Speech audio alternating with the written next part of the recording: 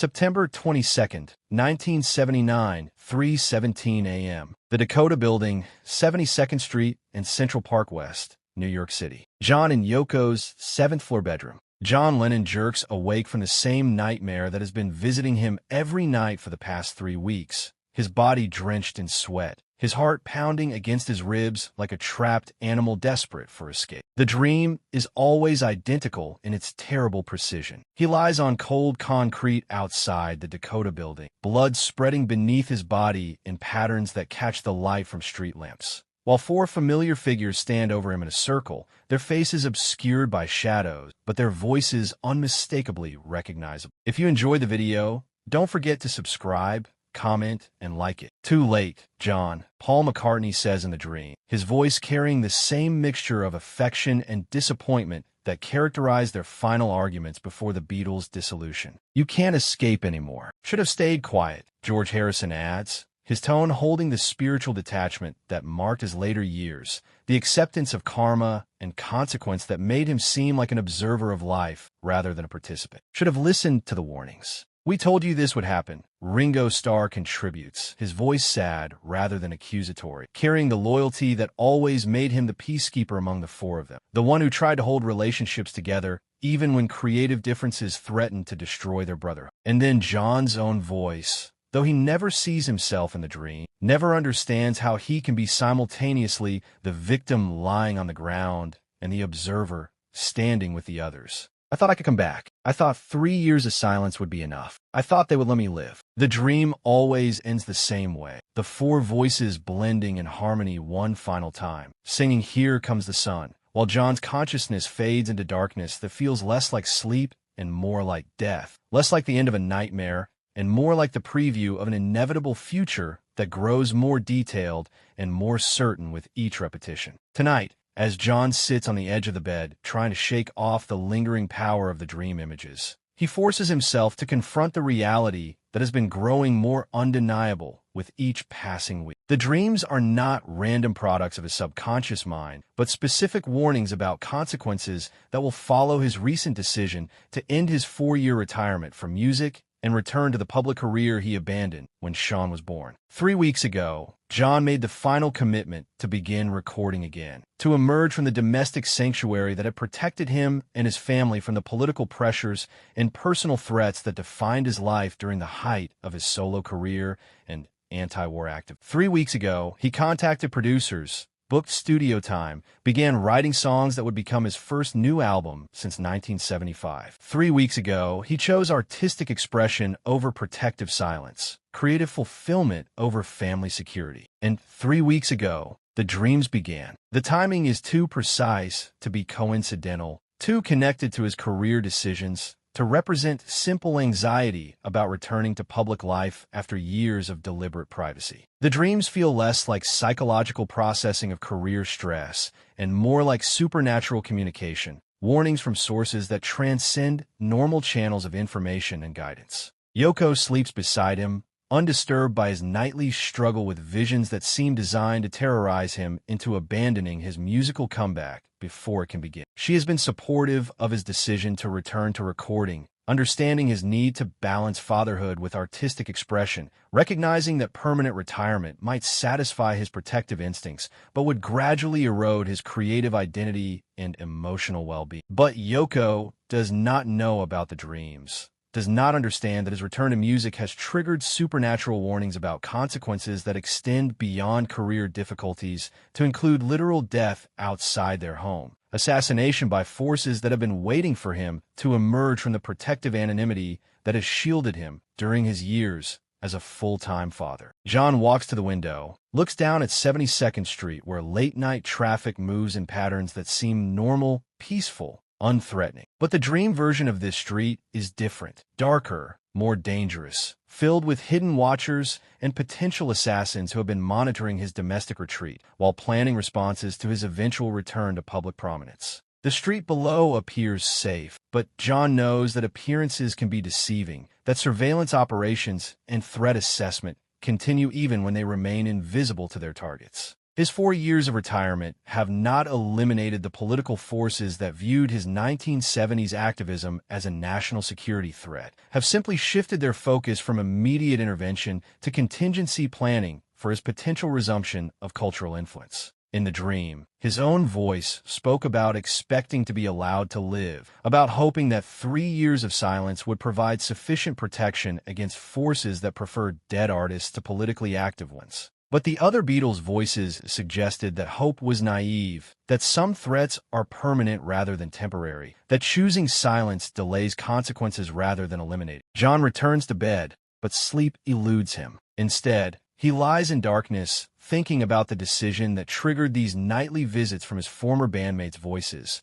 wondering whether the dreams represent genuine supernatural warnings or simply his own subconscious understanding of dangers that his conscious mind prefers to ignore. The decision to return to music was not sudden, but gradual, emerging from months of creative restlessness that made domestic contentment feel temporarily satisfying rather than permanently fulfilling. Sean's development from infant to young child had reduced the intensity of hands-on parenting that initially made retirement feel like the most important work John could pursue. As Sean gained independence, John rediscovered creative ambitions that domestic life had suppressed rather than eliminated. But the timing of his musical comeback coincides with political developments that make his return to public prominence particularly dangerous. Conservative forces that view his previous anti-war activism as ongoing threat to American military and foreign policy interests have gained political influence during his retirement years, have developed more sophisticated methods for neutralizing cultural figures whose voices might inspire resistance to government authority. The dreams suggest that these forces have been monitoring his domestic activities while preparing responses to his eventual return to artistic expression, that his years of silence have been viewed as temporary tactical retreat rather than permanent surrender of his political influence. His decision to resume recording has apparently triggered implementation of plans that were developed during his retirement, strategies for eliminating threats that become active when those threats choose public engagement over protective privacy. At 4:30 a.m., John makes a decision that will define the next 15 months of his life. He will continue with his musical comeback plans, but will also begin systematic preparation for the assassination that his dreams describe in such precise detail. If supernatural warnings about December 8, 1980 prove accurate, he will use the remaining time to create music that matters while simultaneously developing defenses against forces that plan his elimination. John begins documenting the dreams in detail, writing descriptions that capture not just the visual and auditory elements, but the emotional resonances that make them feel like genuine communication from his former bandmates, rather than simple projections of his own fears and anxieties. The documentation serves multiple purposes, preserving evidence of supernatural warnings that others might need to understand his fate, providing material for analysis that might reveal additional clues about timing and methods of potential assassination, creating records that could help protect other artists who face similar threats. The next morning, John begins making phone calls to former Beatles, starting with Paul McCartney. The conversation is awkward, strained by years of creative and legal conflicts that have reduced their friendship to occasional polite contact. But John persists through the discomfort to ask specific questions about Paul's recent dreams, his thoughts about John's return to music, his awareness of any threats or concerns related to their shared past as cultural and political influences. Paul, John says carefully, have you been having unusual dreams lately? Dreams that involve all four of us together. Paul's response is cautious, confused by the unexpected direction of their conversation. What kind of dreams, John? Dreams where we're together, but something terrible has happened. Dreams where we're warning each other about danger. I don't remember anything like that. Why are you asking? John hesitates, uncertain how much to reveal about his nightly visits from supernatural versions of his former bandmates, aware that describing the dreams might make him sound mentally unstable rather than supernaturally informed. I've been having recurring dreams about the four of us since I decided to start recording again. Dreams that feel like warnings about consequences of returning to music. Paul's silence extends long enough for John to wonder whether their connection has been lost, whether his former songwriting partner is processing this information or simply trying to determine appropriate response to what might be evidence of psychological breakdown rather than supernatural communication. John, Paul says finally, I think the stress of returning to music after 4 years might be affecting your sleep. It's natural to feel anxious about career changes, especially when they involve returning to public scrutiny after extended privacy. The response disappoints John, but does not surprise him. Paul's suggestion that the dreams represent anxiety rather than supernatural warning reflects rational skepticism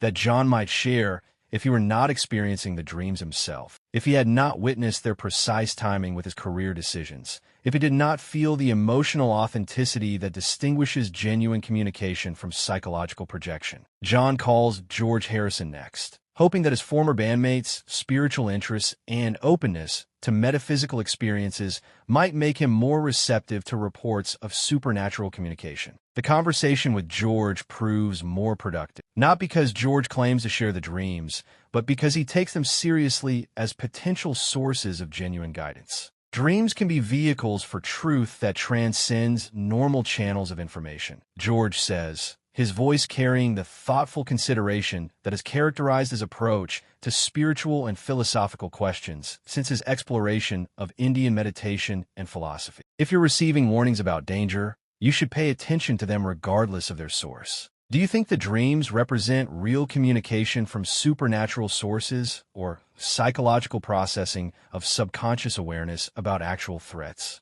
Does the distinction matter if the warnings prove accurate? George's question reframes John's dilemma in practical rather than metaphysical terms. Whether the dreams represent genuine supernatural communication or intuitive awareness of real dangers, they provide information that might help him prepare for consequences of his career decisions, might enable him to protect himself and his family from threats that exist regardless of how knowledge of those threats reaches his consciousness. The conversation with George encourages John to take the dreams seriously as sources of guidance, while continuing to pursue his musical comeback with appropriate caution and preparation. But the conversation also reveals that George himself has not experienced similar dreams, has not received supernatural warnings about John's fate, suggesting that the communication is specifically directed toward John rather than representing general spiritual experiences shared among the former Beatles. Ringo proves most difficult to reach, his schedule complicated by touring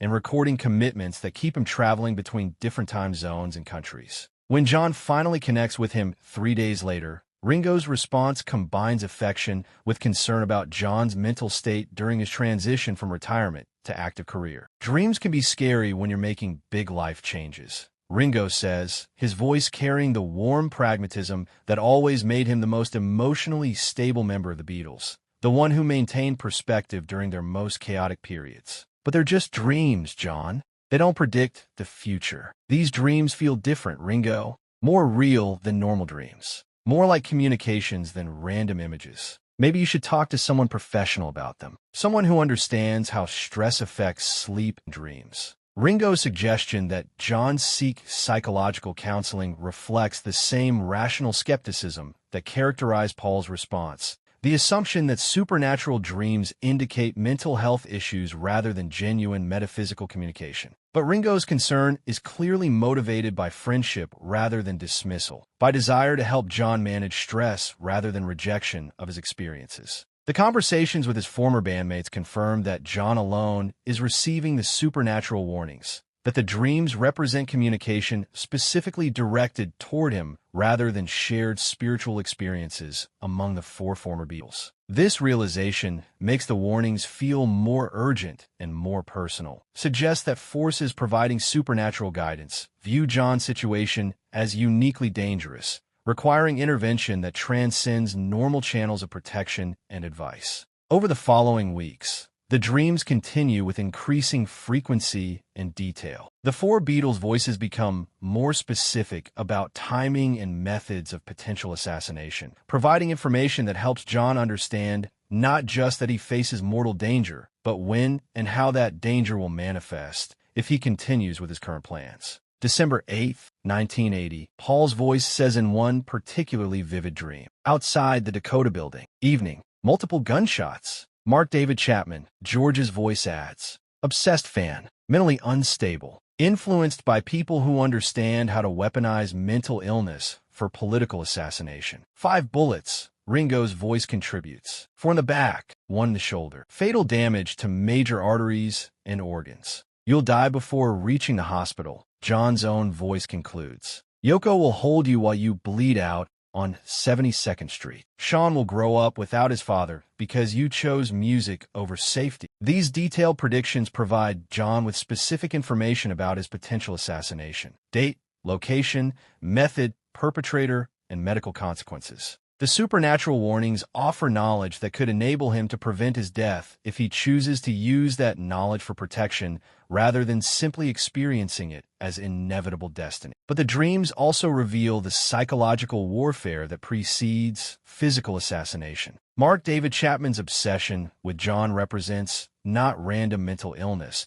but carefully cultivated fixation that serves political purposes while maintaining plausible deniability about institutional involvement in John's elimination. Intelligence operations that understand how to manipulate mentally unstable individuals can achieve assassination objectives while appearing to have no connection to the violence they orchestrate. John begins researching Mark David Chapman, using private investigators and security professionals to assess the threat against him. The investigation reveals disturbing patterns. Chapman's obsession with John, his history of mental illness, access to firearms, and detailed knowledge of John's routines and residence. But it also uncovers deeper connections, suggesting the obsession is not entirely spontaneous. Chapman's psychiatric treatment involves professionals with intelligence ties. His finances exceed what his work history explains, and his travel patterns indicate external support. The evidence suggests Chapman is not a random threat, but a managed asset. His psychological instability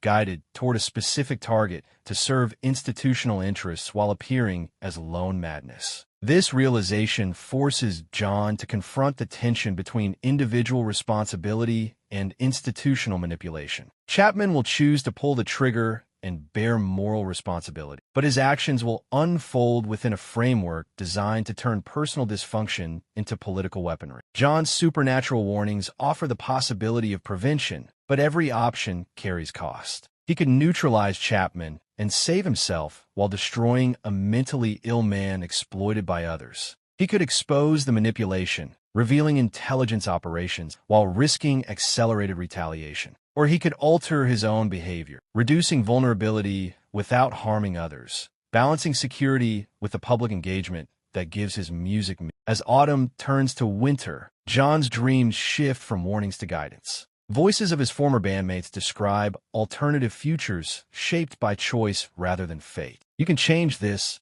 Paul says. But survival has a price, George adds. Or you fight back, Ringo suggests. The choice is yours, John's own voice concludes, and so is responsibility. The dreams make clear that survival requires sacrifice between art and safety, exposure and protection, resistance and personal happiness. In December 1979, 1 year before the predicted assassination, John begins acting. He continues his comeback but adjusts routines, strengthens security, and reduces predictable exposure. More importantly, he starts creating work meant to outlive him. Music that addresses political control of art without openly provoking those who seek his silence. The album that becomes Double Fantasy carries coded awareness of threat beneath themes of love and renewal, communicating danger without inviting acceleration. His final year becomes a negotiation between creativity and survival, family and resistance, hope and foreknowledge. Whether supernatural truth or psychological manifestation, the dreams transform John's final year into informed decision-making under impossible pressure. They replace naive optimism with clarity about the cost of speaking truth in a world where power prefers silence. Some warnings change outcomes. Others only grant time to choose how to face what comes. John Lennon lives his last year holding that knowledge, hoping it might allow prevention, knowing it may only allow preparation, and using his voice anyway, fully aware of the price such courage can demand. Don't forget to subscribe, like, and leave a comment with your thoughts on the video. I always enjoy reading your feedback.